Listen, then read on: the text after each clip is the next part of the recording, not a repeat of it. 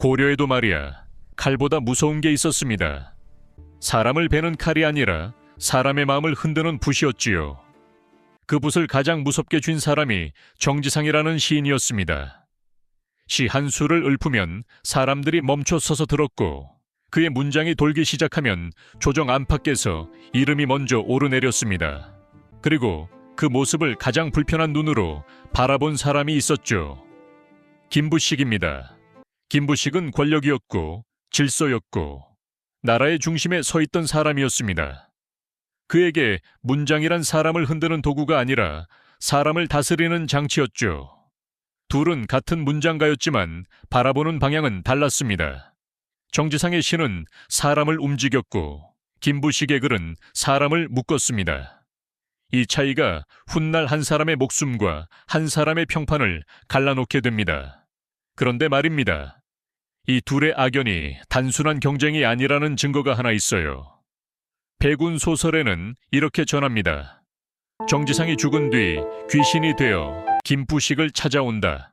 자, 여기서부터가 진짜 야사입니다. 어느 날 정지상이 한 구절을 지었다고 전해집니다.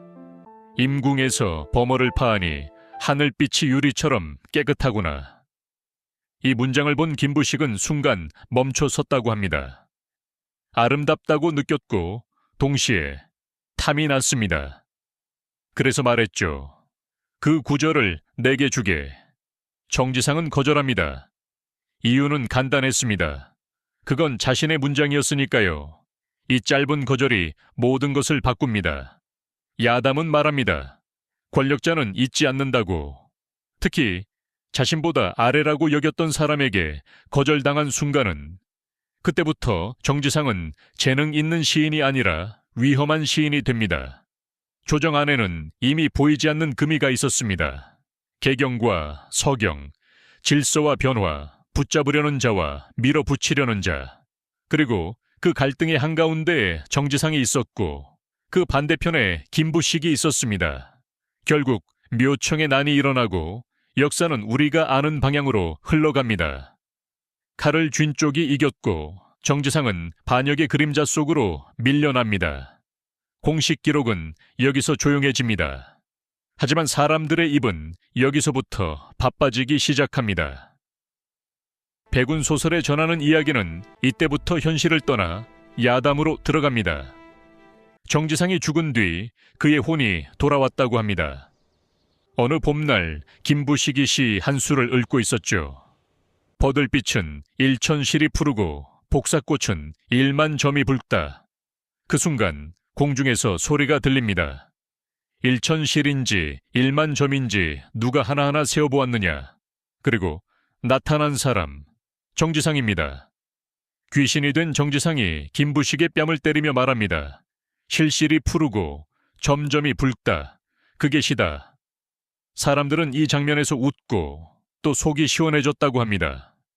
왜냐하면 이건 귀신 이야기라기보다 문장으로 하는 복수였으니까요. 칼로 베지 않고 권력을 빼앗지 않고 단 한 줄로 상대를 무너뜨리는 장면. 야담은 여기서 멈추지 않습니다. 또 다른 날 김부식이 절에 들렀다고 합니다. 그곳에서 화장실에 앉았을 때 정지상의 혼이 다시 나타납니다. 술도 마시지 않았는데 어찌 얼굴이 붉으냐. 김부식은 침착하게 대답합니다. 언덕의 단풍이 얼굴에 비친 것이다.